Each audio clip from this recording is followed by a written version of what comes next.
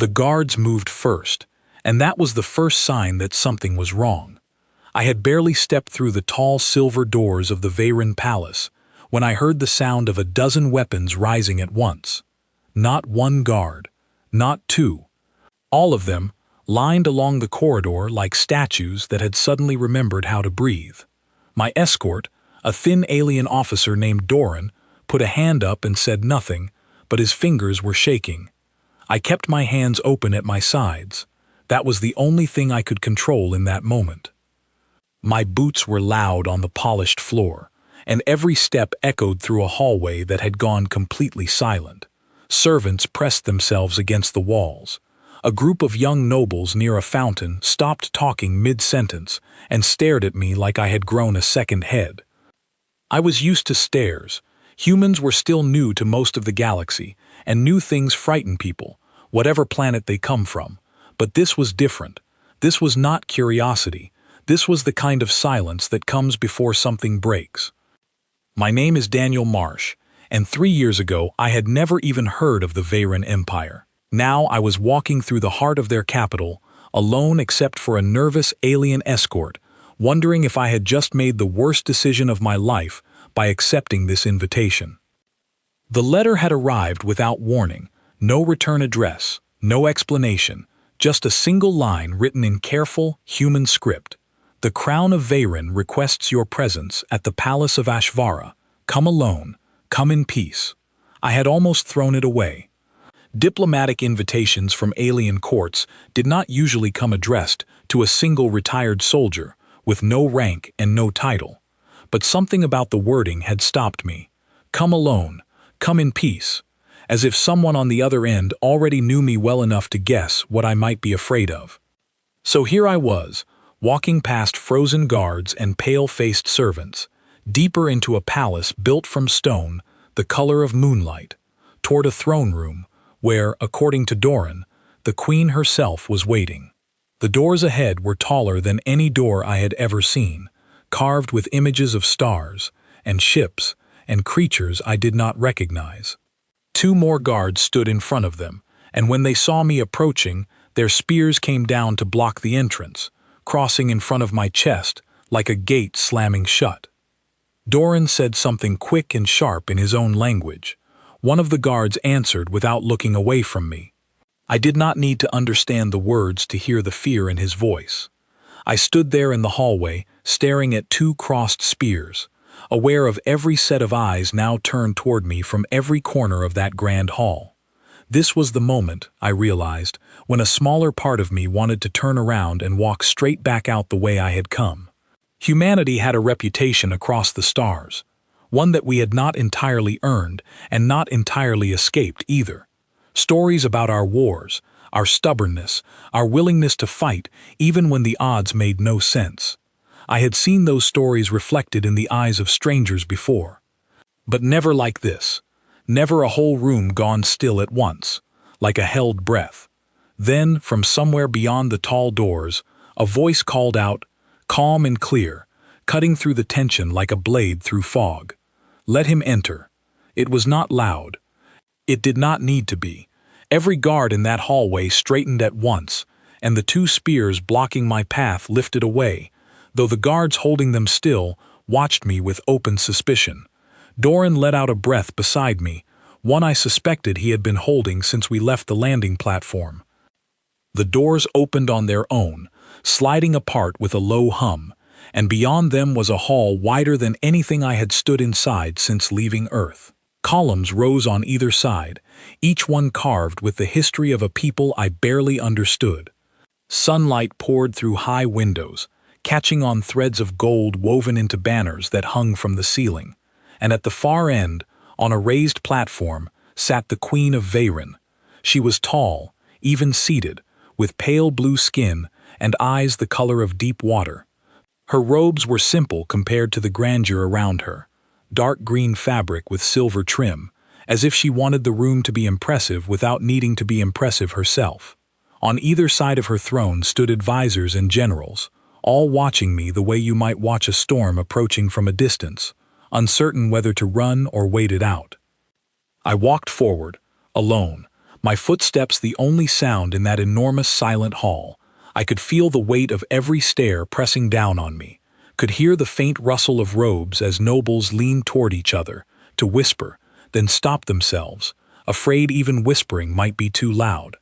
I stopped a respectful distance from the throne and lowered my head.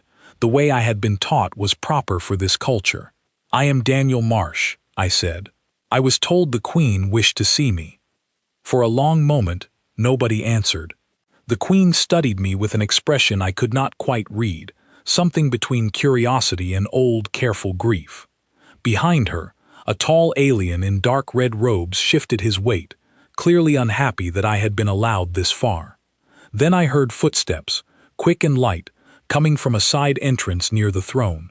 A young woman appeared there, wrapped in flowing white and pale blue fabric that marked her, even to my untrained eyes, as someone of high importance. Her hair was the color of pale silver, her skin a lighter shade of blue than the Queen's, and her eyes, when they found me across that vast hall, went wide with something that looked almost like disbelief. She did not wait for permission. She did not wait for protocol. She simply ran. I heard gasps ripple through the hall as she crossed the open floor at a dead sprint, her robes billowing behind her, guards stepping back in confusion rather than trying to stop her. I barely had time to register what was happening before she reached me and threw her arms around my neck, holding on as if she were afraid I might vanish if she let go. The entire hall had gone utterly silent again, but this silence was different from before. This was not fear. This was shock. I stood frozen for a moment, arms slightly raised, unsure what to do with a stranger embracing me in front of an entire royal court. Then something in her voice, muffled against my shoulder, made my chest tighten with a memory I had buried a long time ago. "You came back," she whispered. "I told them you would come back." I looked down at her face as she finally pulled away enough to look up at me, and recognition hit me like a wave breaking over rocks. Older now, taller, dressed in robes fit for a future queen instead of the plain traveling clothes I remembered, but unmistakably the same person. "Leora," I said quietly, my voice barely above a whisper. Her eyes filled with tears. Though she was smiling so widely it looked like her whole face might break from the effort of holding both emotions at once. Behind her, the Queen had risen from her throne, one hand pressed to her chest, staring at the two of us with an expression that mixed relief and old sorrow and something like hope. The tall advisor in red robes looked furious, though he said nothing. Every noble, every guard, every servant in that grand hall stood frozen, staring at a human they had been trained their whole lives to fear, now being embraced like family by the woman who would one day rule them all. I did not know it yet, standing there in that stunned silence with Leora's hand still gripping my arm as if she might lose me again, but the story that had brought me to this palace was about to unfold in front of every person watching. And by the time it was finished, the fear in that hall would not be the same fear it had been when I first walked through those tall silver doors.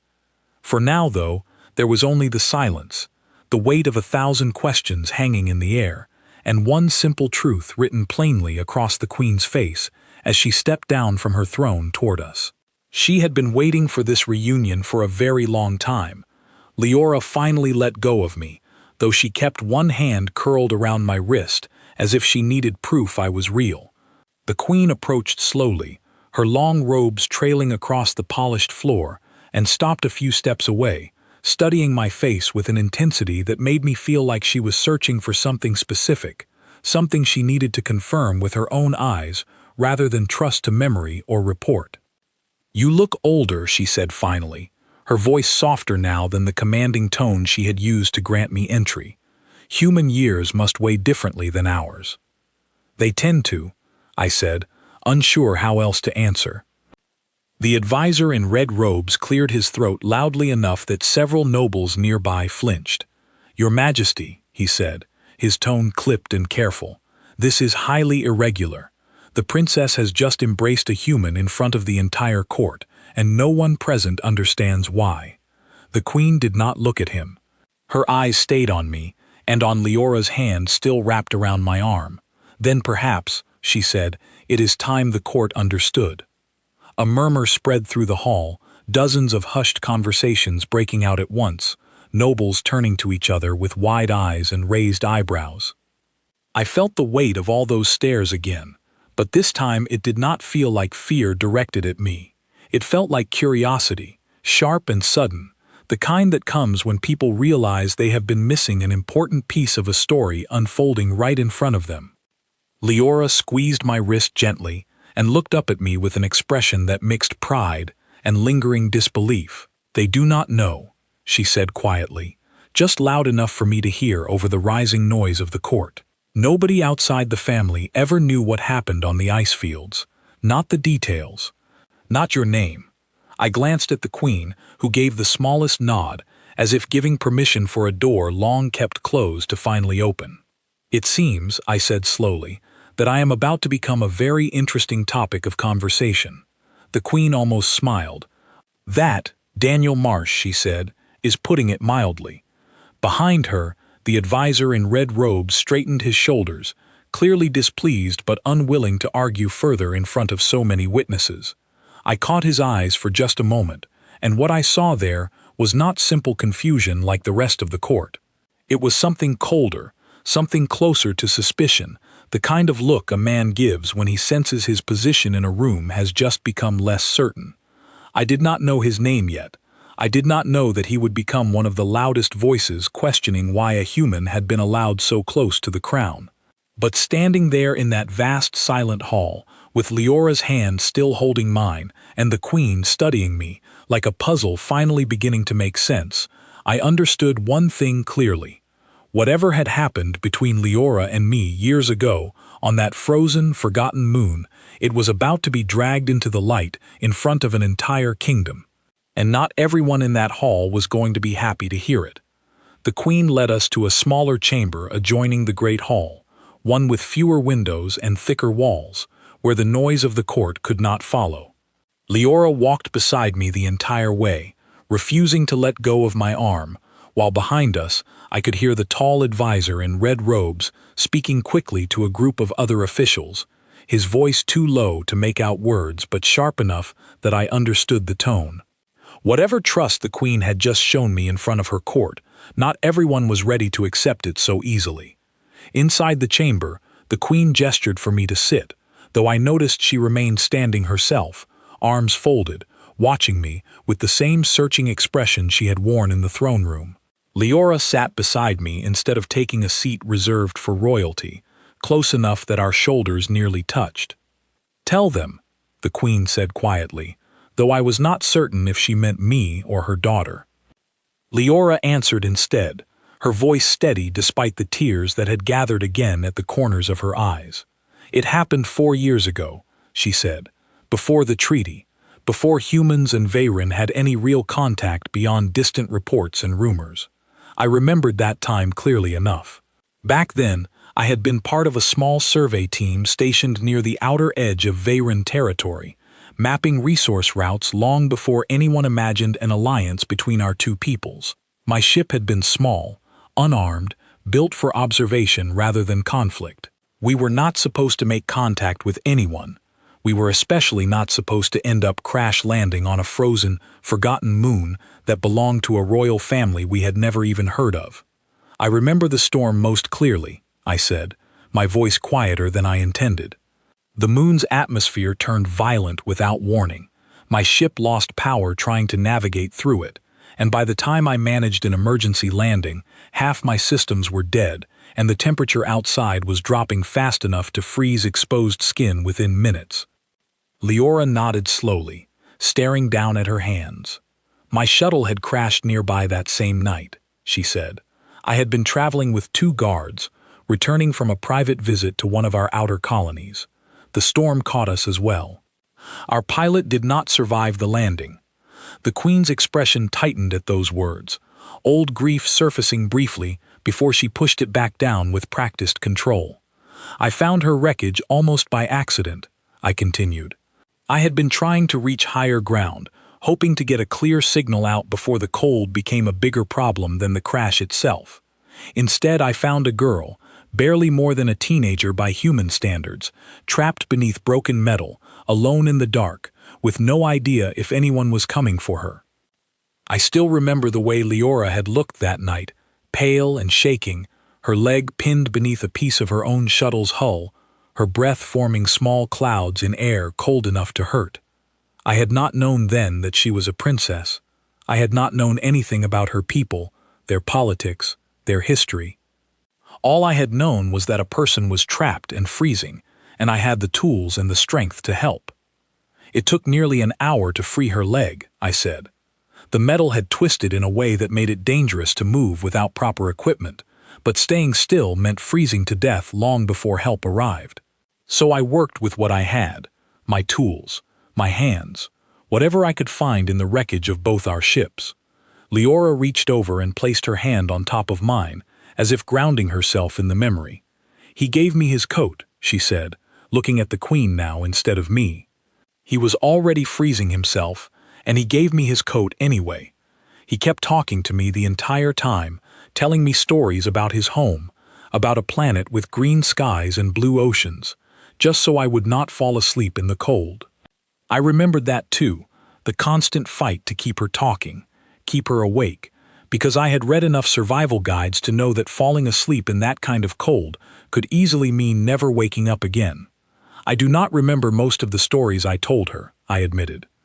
I just remember being terrified that if I stopped talking, I would lose her. The Queen had turned slightly away from us, her hand pressed against the wall as if steadying herself. When she finally spoke, her voice carried a weight that had clearly been building for years. My search teams did not find them for 3 days, she said. 3 days in conditions that should have killed them both within hours. I built what shelter I could from the wreckage, I explained, enough to block the worst of the wind.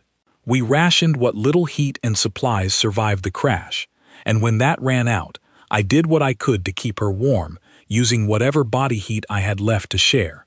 It was not comfortable. It was not something either of us enjoyed, but it kept her alive long enough for the search teams to find the wreckage. Leora's grip on my hand tightened. He never once complained, she said quietly. Not once, even when I could see how exhausted he was, how close he was to giving up on himself just to make sure I survived. When the rescue team finally arrived, he insisted they treat me first, even though by that point he could barely stand on his own. The Queen turned back to face us, and for the first time since I had entered the palace, I saw something crack in her composed royal expression. That is the debt this family has carried since that night, she said. A debt to a human soldier whose name we did not even properly record, because in the chaos of rescue and recovery, no one thought to ask. I looked at Leora, at the way she was staring at me now with an expression that mixed old fear and present relief, as if some part of her had genuinely worried this reunion might never happen. I never knew what happened to you after that, she said. I asked, I searched. But human military records are not easy for a foreign court to access, especially not 4 years ago, before any formal alliance existed. I left the service a year after that, I explained. Took a quiet post doing survey work farther out, away from anything that might remind me of frozen moons and near misses. I never expected an invitation from a royal court. I certainly never expected it to be about a rescue I had almost convinced myself was a story I imagined during a very long, very cold night. The Queen studied me for a long moment, something like gratitude and calculation both moving behind her eyes. You saved the heir to the Veyron throne, she said finally. Whether you understood the significance at the time or not, that action has consequences far beyond this room. I was not thinking about consequences that night, I said honestly. I was thinking about keeping a scared, freezing girl alive until help arrived. That is all. Leora smiled at that, small and genuine, the kind of smile that seemed to carry years of memory behind it. That is exactly why it mattered, she said. You did not do it because I was a princess. You did not even know. You did it because it was the right thing to do. The chamber door opened before the Queen could respond, and the tall advisor in red robes stepped inside without waiting for permission, flanked by 2 other officials whose expressions ranged from curious to openly hostile. "Your Majesty," he said, his tone formal but edged with tension. "Forgive the intrusion, but word is already spreading through the court. People are asking questions we cannot answer without your guidance." The Queen's expression shifted instantly back into the composed, commanding mask she had worn in the throne room. "Then it is time we gave them answers, Lord Kalen," she said. "Gather the council. I will explain everything myself." Lord Kalen's eyes moved to me, cold and assessing, lingering just a moment too long to be simple curiosity. "And the human," he said. "Will he be present for this explanation as well?"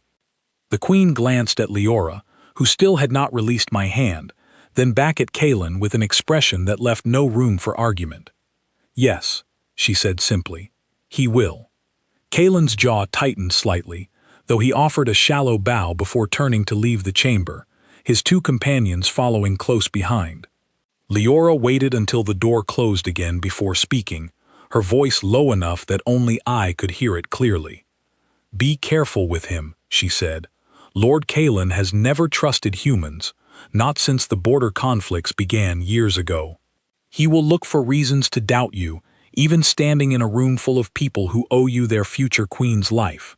I nodded slowly, feeling the weight of that warning settle over the relief I had felt only moments earlier. "I did not come here looking for trouble," I said. Leora squeezed my hand one more time before finally letting go, standing to follow her mother toward the council chamber. "Trouble does not always wait to be looked for," she said quietly. "Sometimes it simply finds you, whether you are ready or not." As we walked together through the palace corridors, past guards who now watched me with expressions caught somewhere between old fear and new uncertainty, I understood that the story I had just told in that small chamber was only the beginning. The real challenge, the one that would determine whether humanity's place among these people would be built on trust or suspicion, was still waiting ahead of us in that council chamber, where Lord Kalen and his allies were no doubt already preparing every argument they could find against me. I had survived a frozen moon once by refusing to give up. I had a feeling that surviving this palace was going to require the exact same stubbornness, just aimed in a very different direction. The council chamber was smaller than the throne room, but it felt heavier somehow, packed with officials whose robes marked ranks and titles I did not fully understand. Long tables curved in a half-circle facing a raised dais where the Queen took her seat, with Leora settling into a chair just beside her rather than beside me, a small gesture that told me she wanted to appear neutral in front of the council, even if her eyes kept drifting toward me every few moments. Lord Kalen stood near the front of the gathered officials, arms folded, watching me the way a merchant watches a stranger handling expensive goods, waiting for any excuse to intervene. Beside him stood two other advisors I had not yet met, an older woman with silver markings across her cheeks, and a younger man whose expression stayed carefully blank throughout the entire proceeding. The Queen did not waste time on formalities. She told the story plainly, almost exactly as Leora and I had explained it earlier, describing the crash, the storm, the 3 days of survival against conditions that should have killed them both. She spoke of my choice to give up my own coat, my own warmth, my own comfort, without hesitation and without knowing who I was rescuing. When she finished, silence hung over the chamber for a long moment before Lord Kalen finally spoke. "A moving story, Your Majesty," he said, his tone polite but clearly unconvinced. "But I must ask, what many in this room are surely thinking, how can we be certain this account is accurate? Humans are known for their persuasive nature, for stories crafted to earn trust and sympathy." I felt a flash of frustration rise in my chest, but I kept my expression calm, reminding myself that reacting with anger would only prove whatever point Kalen was trying to make. Leora, however, was not nearly as restrained. "I was there, Lord Kalen," she said sharply, rising slightly from her seat before the Queen's hand gently guided her back down. "I do not need a story crafted for sympathy. I have the memory of nearly freezing to death, and the memory of a stranger giving up everything he had to make sure I did not." Kalen bowed his head slightly toward her, though his expression did not soften. "Forgive me, Princess," he said. I do not doubt your memory. I question the intentions behind actions taken so long ago, actions that conveniently placed a human soldier in a position to be seen as a hero to our future queen. I finally spoke, keeping my voice level despite the accusation buried in his words. I did not know who she was, I said. I did not know she was a princess until years later, standing in that throne room today. If I had wanted to use that night for some kind of advantage, I would not have waited 4 years and an unexpected invitation to do it. The older woman with silver markings leaned forward slightly, studying me with an expression that seemed genuinely curious rather than hostile. Then why come now, she asked, when the letter finally arrived. Why not seek out the Veyron court yourself in the years between? That question deserved an honest answer, so I gave one. Because I did not think it was my place, I said. I helped someone who needed help. That is not something I expected to be repaid for, or recognized for, or invited to a palace because of. When the letter arrived, I almost did not come at all. I only did because it seemed important to whoever sent it, and because some part of me still wondered what had happened to the girl I left in the care of rescue teams 4 years ago. Leora's eyes softened slightly at that, though she kept her expression composed for the sake of the council watching her closely. Lord Kalen was not finished. Noble words, he said, though there remained an edge of doubt in his tone. But words are simple to offer. Trust between our peoples cannot be built on a single story, however well told. If this human is to stand so close to the crown, if the princess is to embrace him so openly in front of the court, then perhaps it is fair to ask what he is prepared to prove. Beyond what happened years ago on a frozen moon, none of us can verify firsthand. The chamber murmured at that, several officials nodding in agreement, clearly swayed by Kalen's careful framing of doubt.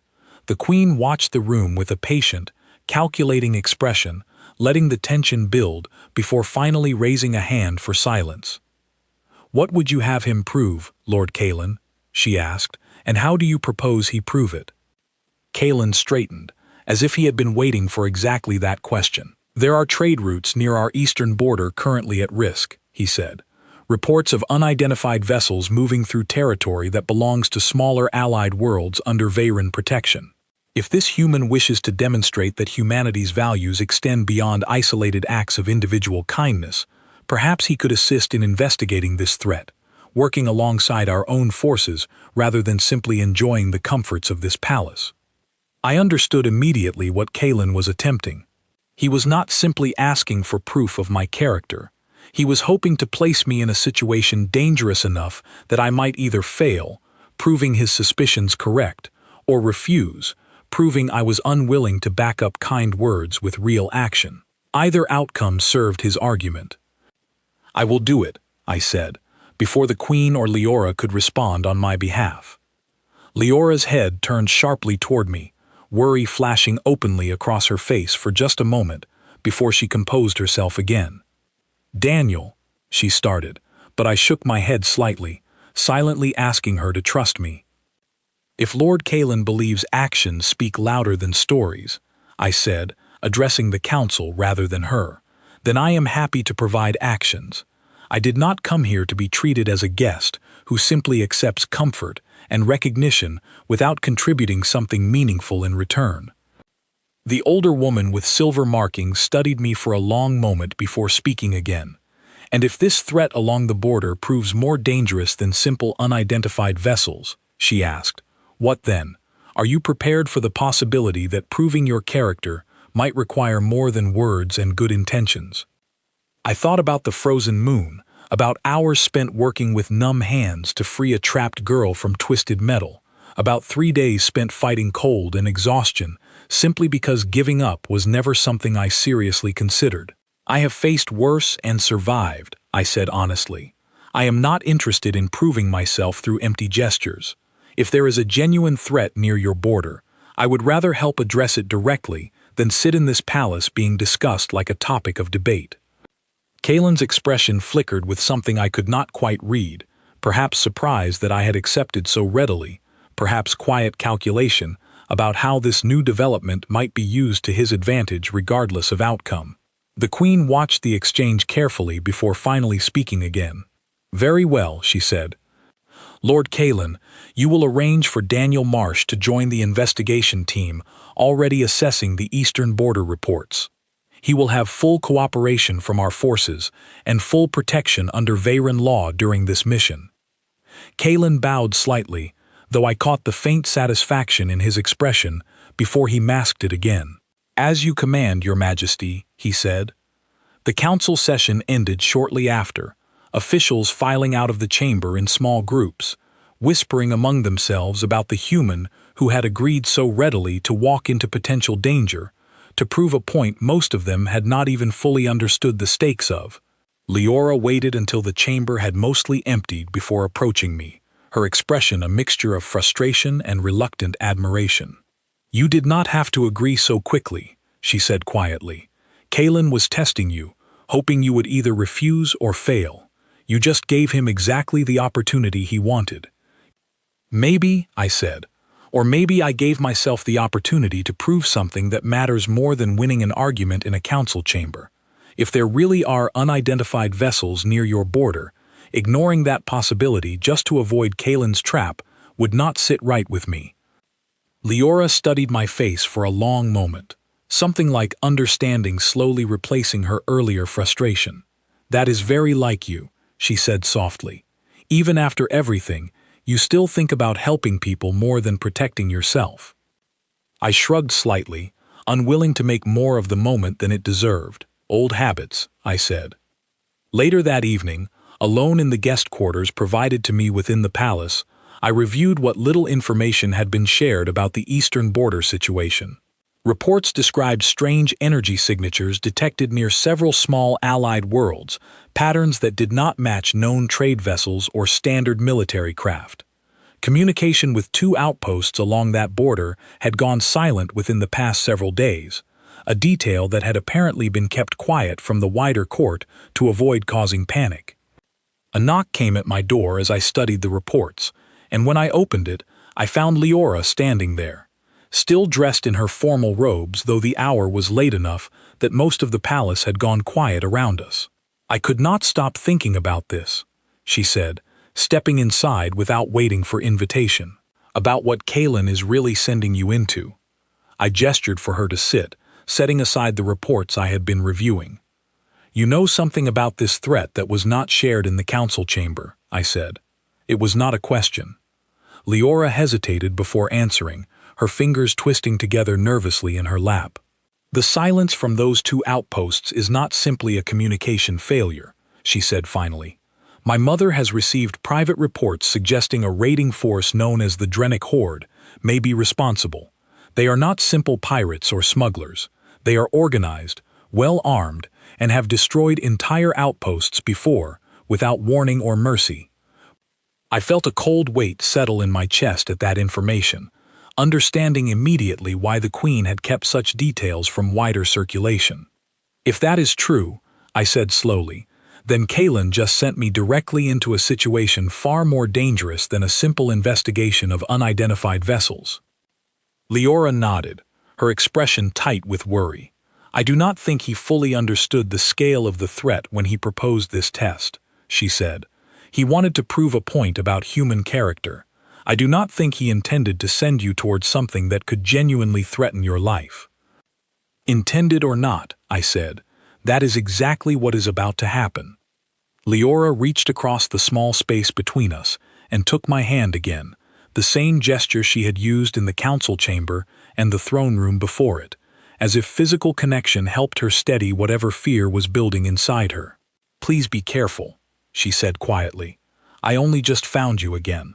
I am not ready to lose you to a border conflict none of us fully understand yet.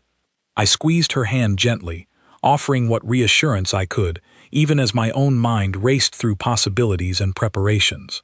I did not survive a frozen moon just to disappear on some distant border years later, I said. Whatever the Drenic Horde turns out to be, I intend to come back from this and finish whatever conversation we were interrupted from having in that council chamber. Leora managed a small, tired smile at that, though worry still lingered clearly behind her eyes. Then promise me something, she said. Promise that whatever happens along that border, you will not simply throw yourself into danger the way you did on that frozen moon, giving everything without thought for your own survival." I considered her words carefully before answering, understanding the weight behind such a promise given everything I already knew about the situation waiting for me. "I promise to be smart about it," I said finally. "I cannot promise not to take risks, not if lives are at stake, but I will not throw away my own life carelessly. You have my word on that." It seemed to be enough for her, at least for that moment, and she stayed a while longer, discussing details of the border mission and quietly sharing memories from the years since our first meeting that neither of us had been able to share with anyone who truly understood what that frozen moon had meant to both of us. By the time she finally left my quarters late that night, I understood clearly that whatever waited for me along that eastern border was not simply a test devised by a suspicious advisor. It was about to become something far more real and far more dangerous than anyone in that council chamber had fully realized. The transport ship shuddered as it dropped out of its final approach, and I gripped the edge of my seat as warning lights flashed along the cabin walls. Beside me sat Commander Vesa, the officer assigned to lead the investigation team, her expression tight as she studied a display filled with scattered energy readings. "The outposts went dark 18 hours ago," she said, her voice carrying the strain of someone who had already guessed the worst and was hoping to be proven wrong. "We are approaching the nearest one now. If the Drenic Horde truly is responsible, we need to move carefully." I had spent the journey studying whatever files existed on the Drenic Horde, a loose but disciplined group of raiders who had struck at the edges of several small systems over recent years, always vanishing before larger forces could respond. They did not simply steal resources. They dismantled entire communication networks, leaving isolated worlds cut off and vulnerable for months before help could reach them. Leora had insisted on joining the mission despite objections from nearly everyone, including her own mother, arguing that as future queen, she needed first-hand understanding of threats along her people's borders rather than relying entirely on second-hand reports. She sat across from me now, dressed in practical gear rather than her usual formal robes, her expression focused and calm despite the obvious tension in the cabin around us. "Sensors detecting movement near the outpost perimeter," one of the pilots called back from the front of the ship. "Multiple signatures, unknown origin. Weapons appear to be powered and active." Commander Vesa's jaw tightened. "Bring us in low," she ordered. "Keep our own systems passive until we understand exactly what we are dealing with." The ship descended toward a small moon base, its surface dotted with domed structures that should have been glowing with activity, but instead sat dark and silent against the black sky. As we drew closer, I could see damage along one section of the outer wall, scorch marks and torn metal suggesting some kind of forced entry rather than a simple system failure. "They breached the outer defenses," I said quietly, studying the pattern of damage through the viewport. This was not a subtle infiltration. This was meant to be seen, meant to send a message to anyone who arrived afterward. Leora leaned forward, studying the same view with a troubled expression. "If they wanted to send a message," she said, "then they may still be here, waiting to see who responds." Commander Vesa nodded grimly. "Then we proceed with extreme caution," she said. "No unnecessary risks. Our priority is confirming survivors and gathering information, not engaging a numerically superior force without proper support." We landed at a secondary platform away from the visible damage, and the team moved quickly across the frozen surface toward the nearest entrance, weapons ready but not raised, following protocols meant to avoid triggering unnecessary conflict if the raiders remained nearby. I stayed close to Leora, aware of Kalen's earlier accusations, and determined not to give anyone reason to say a human had endangered the Crown's heir through carelessness. Inside, the outpost was eerily quiet, emergency lighting casting dim red glows across corridors littered with signs of struggle. We found the first survivors huddled in a reinforced storage room, terrified but alive, having sealed themselves inside when the attack began. Their reports painted a grim picture. The Drenic Horde had struck without warning, disabling communications first before moving through the outpost systematically, taking supplies and equipment while leaving most personnel alive, but trapped and unable to call for help. "They are still here," one of the survivors said, her voice trembling. "In the lower levels. They said they were waiting for something, some kind of larger ship still inbound." Commander Vesa exchanged a grim look with me before turning back to the survivor. "Did they say what this larger ship intended?" she asked. The survivor shook her head, only that when it arrived, they would finish what they started here and move on to the next outpost along the border. That confirmed the worst fear buried in the reports Leora had shared with me days earlier. This was not a single isolated raid. This was the beginning of a coordinated push along the entire border, using this outpost as a staging point before continuing toward other, more vulnerable targets, likely including several small allied worlds that had no meaningful defense of their own. "We need to disable whatever they are using to coordinate this operation," I said, thinking quickly through the layout described by the survivors. "If a larger ship is still inbound, cutting off their ability to communicate with it here could delay or disrupt their plans significantly." Commander Vesa studied me carefully.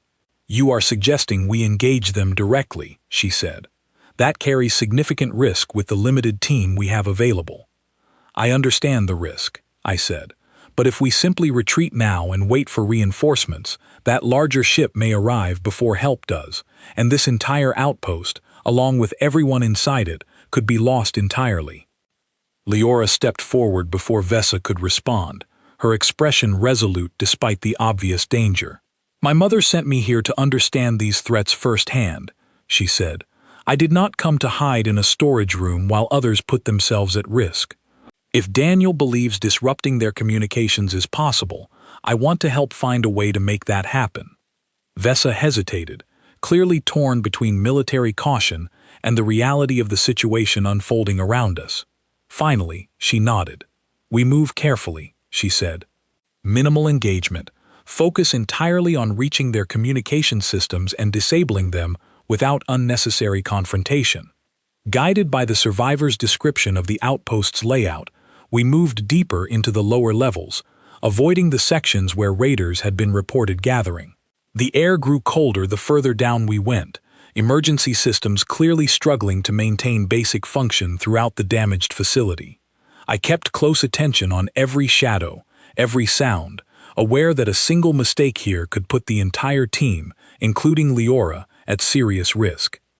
We found the communication hub tucked behind a reinforced door that had somehow survived the initial breach, though the raiders had clearly been using the space themselves, judging by the makeshift equipment scattered around the main terminal.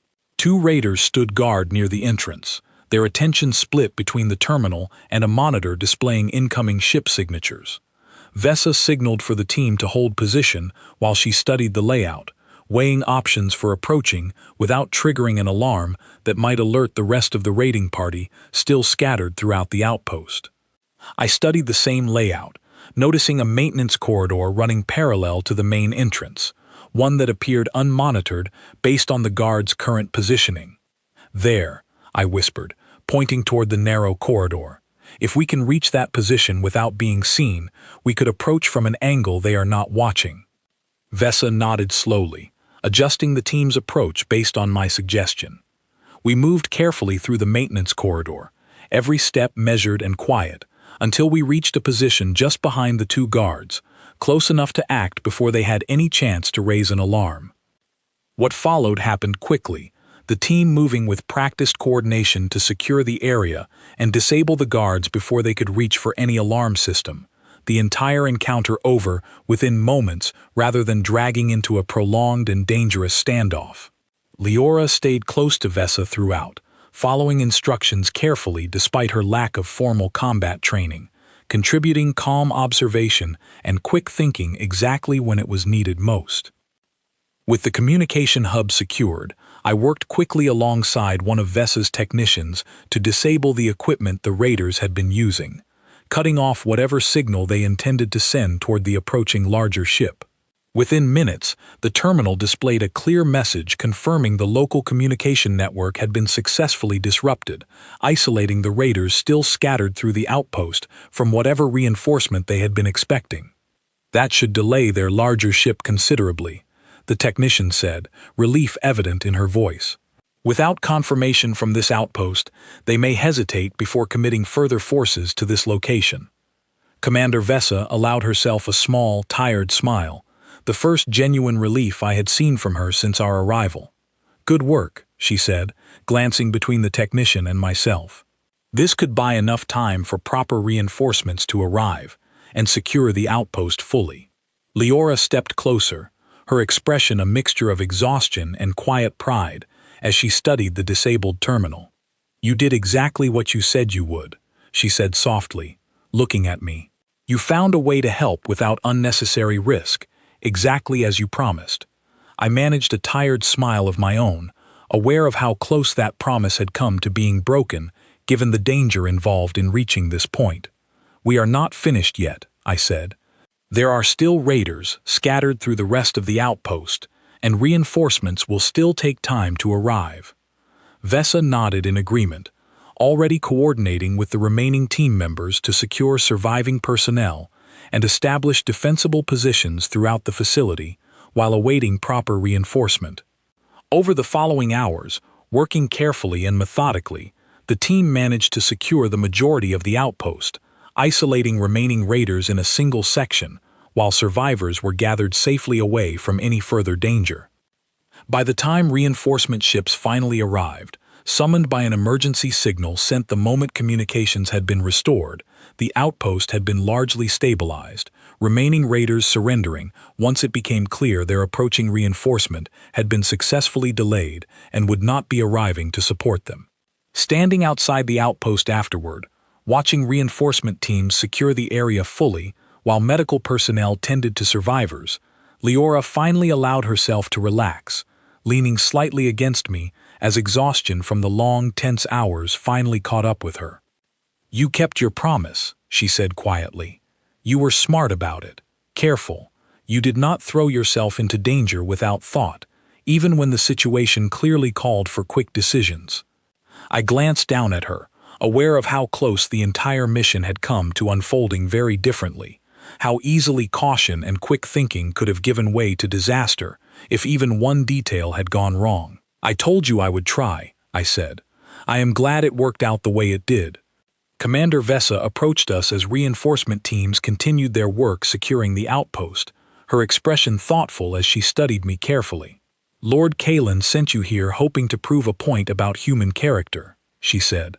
I believe you have proven something far more significant than whatever narrow argument he was hoping to win. I did not come here looking to prove anything beyond helping where I was needed, I said honestly. Vesa allowed a small, genuine smile. Perhaps, she said, but sometimes the most convincing proof comes from exactly that kind of intention, rather than any deliberate attempt to demonstrate a point. As reinforcement ships continued arriving throughout the following hours, word of what had happened at the outpost began spreading quickly through official channels back toward the capital, carrying with it details of how a human had helped secure a critical border position against a genuine and significant threat. I did not yet know how that news would be received back at the palace, whether it would be enough to silence Kalen's doubts or simply provide him new angles for suspicion. But standing there on that cold moon, with Leora leaning against me and reinforcement teams working steadily to restore order across the damaged outpost, I understood that whatever waited back at the palace, the events of that day had changed something important, not just for how the Veyron court might view humanity, but for how deeply Leora and I now understood exactly what we meant to each other, tested and proven under circumstances far more serious than either of us had expected when this mission first began. The return to Ashvara felt different from the journey out, where before I had traveled toward the palace with uncertainty pressing on my chest. Now I rode back beside Leora, with a strange, quiet calm settling over both of us, the kind that comes after danger has passed and survival has been confirmed rather than merely hoped for. News of the outpost had reached the capital well ahead of our arrival. Commander Vesa's official reports, combined with survivor testimonies gathered during the rescue operation, painted a clear picture of what had happened along that border, and of the role I had played in helping secure the outpost against a genuine and significant threat. By the time our transport touched down at the palace landing platform, a gathering crowd had already formed, word having spread through the halls faster than any official announcement could have managed on its own. Leora stepped off the transport first, and I followed close behind, uncertain what kind of reception awaited us after everything that had happened. The crowd parted as we walked, but this time the silence that fell over them felt different from the fear I had encountered during my very first entrance into that grand hall. This silence held something closer to reverence, quiet murmurs following in our wake, rather than hushed whispers of suspicion. The queen waited for us just inside the main entrance, her expression composed but her eyes betraying obvious relief the moment she saw her daughter safe and unharmed. She embraced Leora first, holding her tightly for a long moment before finally turning her attention to me. "Commander Vessa's reports were thorough," she said. "They describe a level of composure and quick thinking that saved not only the outpost but potentially prevented significant losses along our entire eastern border." "I did what needed to be done," I said simply. "Commander Vessa and her team deserve equal credit. This was not something I accomplished alone." The queen studied me for a moment before a small, genuine smile crossed her face, the first I had seen from her since arriving at the palace days earlier. "Humility," she said quietly. "Another quality your reports failed to properly capture. Word of our return, and of the successful defense of the outpost, spread quickly enough that by evening the queen called for a formal gathering in the same grand hall where I had first walked through those tall silver doors under the weight of suspicion and fear. This time, as I entered alongside Leora, the guards did not raise their weapons. Instead, they stood at respectful attention, watching with expressions that mixed curiosity and something that felt, unmistakably, like acceptance. The hall was filled with nobles, officials, and members of the court who had gathered to hear the Queen's formal address. Lord Kalen stood near the front of the assembled crowd, his expression unreadable as the Queen took her place upon the throne and raised a hand for silence. "Word has reached every corner of this palace," she began, her voice carrying easily across the hushed hall, "of events along our eastern border that could have ended in far greater tragedy than they did. I stand before you today to speak plainly about the role played by a human named Daniel Marsh, both in that recent crisis and in a debt this family has carried privately for 4 years." She told the story again, this time in full detail before the entire court, describing the frozen moon, the crash, the 3 days of survival against conditions that should have proven fatal. She spoke of my choice to give everything I had toward keeping her daughter alive, without knowledge of who she was, or what reward such an action might bring. And then she spoke of the border outpost, of quick thinking and careful action that had disrupted a coordinated raid and likely saved countless lives along that vulnerable frontier. "This human," she continued, "has twice now demonstrated the very qualities we hope to find in our closest allies, not through grand gestures meant to impress, but through quiet, consistent choices to help where help was needed, regardless of personal cost or recognition." A murmur swept through the hall, nobles turning to each other with expressions that had shifted dramatically from the fear and suspicion I had encountered upon my first arrival. Somewhere near the front, I noticed the older woman with silver markings nodding slowly, her earlier skepticism replaced by something closer to quiet respect. Lord Kalen stepped forward then, and for a moment I braced myself for renewed doubt, prepared to hear fresh arguments questioning motives or intentions, despite everything that had already been proven. Instead, he bowed his head slightly toward the throne, his expression carefully composed but notably lacking the sharp edge of suspicion he had carried throughout our previous encounters. "Your Majesty," he said, "I proposed this test believing it would reveal a human's true character, for better or worse. I did not fully anticipate the scale of danger it would ultimately involve. I owe Daniel Marsh an acknowledgement that my doubts, while perhaps understandable given our history, have been thoroughly answered." It was not quite an apology, but coming from Kalen, it carried weight I understood clearly enough. The Queen nodded once, accepting his words without further comment, before turning her attention back toward the gathered court.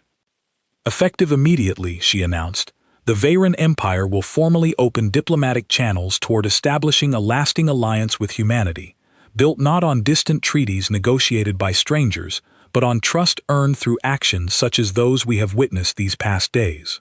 Daniel Marsh will remain here as an honored guest of this court, and as the first formal ambassador representing this new relationship between our peoples. The hall erupted into applause, a sound so different from the frozen silence that had greeted my very first arrival that I found myself momentarily overwhelmed by the shift. Leora stood beside me, her hand finding mine again as she had done so many times over these past days, squeezing gently as if sharing in the significance of the moment without needing words to express it. Later that evening, after the formal gathering had finally ended and most of the court had dispersed to spread news of the announcement throughout every corner of the capital, Leora led me out onto a quiet balcony overlooking the palace gardens, where soft evening light cast long shadows across neatly trimmed pathways and blooming, unfamiliar flowers. "I never imagined this is how things would unfold," she said quietly, leaning against the balcony railing as she looked out over the peaceful gardens below. "When that letter was sent, inviting you back to the palace, I hoped only to see you again, to finally thank you properly for what you did on that frozen moon all those years ago. I never expected it might lead toward an alliance between our entire peoples." I stepped up beside her, following her gaze out over the gardens, feeling a calm settle over me that I had not experienced since first receiving that mysterious letter days earlier. "Neither did I admitted. "I almost did not come at all, remember, if not for a strange, persistent curiosity about a girl I once helped survive an impossible night. I might have ignored that letter entirely." Leora turned to look at me, her expression soft in the fading evening light. "I am glad curiosity won out," she said. "So am I said honestly. We stood together in comfortable silence for a while, watching evening settle fully over the palace grounds, the tension and danger of recent days finally beginning to fade into something calmer, something that felt, for the first time since my arrival, genuinely peaceful. "You know," Leora said eventually, breaking the silence with a small, thoughtful smile, "my mother mentioned something else during our private discussion earlier, something she did not include in her formal announcement to the court." I raised an eyebrow curiously. "And what was that?" I asked. "She said that an alliance built on trust between our peoples deserves a stronger foundation than simple diplomatic titles and formal treaties," Leora explained, her cheeks coloring slightly despite the calm confidence in her voice. "She suggested that perhaps, in time, a more personal bond between our families might further strengthen that foundation." I felt my own face warm slightly at the implication behind her words, understanding clearly enough what such a suggestion might mean, given everything that had already unfolded between us. "And what do you think about that suggestion?" I asked carefully. Leora smiled, reaching over to take my hand once more, the same gesture that had become so familiar between us over these past intense and eventful days. "I think," she said softly, "that some bonds do not need formal suggestions to already exist. I have known since that frozen moon, even as young as I was then, that you were someone I would want in my life for a very long time. Everything since then has simply confirmed what I already understood." I squeezed her hand gently, looking out over the peaceful gardens as evening deepened into night around us. "I think I understood something similar," I admitted. "I just did not expect it to lead toward diplomatic titles and formal alliances between entire civilizations." Leora laughed softly at that, a genuine, easy sound that carried none of the formal weight she so often had to maintain in front of her court. "Life rarely unfolds exactly as we expect," she said. "Sometimes it simply asks us to remain open to where it leads, and to trust the choices that feel right, even when they surprise us." I could not argue with that sentiment, not standing there on that quiet balcony with her hand in mine, watching the last light fade over gardens that had, in just a handful of days, become genuinely familiar rather than foreign and unknown. In the weeks that followed, The formal alliance between humanity and the Veyron Empire took shape steadily, built upon the foundation the Queen had spoken of during that public announcement. Trade agreements formed. Shared defense arrangements strengthened the vulnerable eastern border that had so recently faced genuine danger, and slowly, carefully, the fear that had once greeted my arrival through those tall silver doors faded into something far more valuable, a trust built not on assumption or reputation, but on witnessed action and shared experience.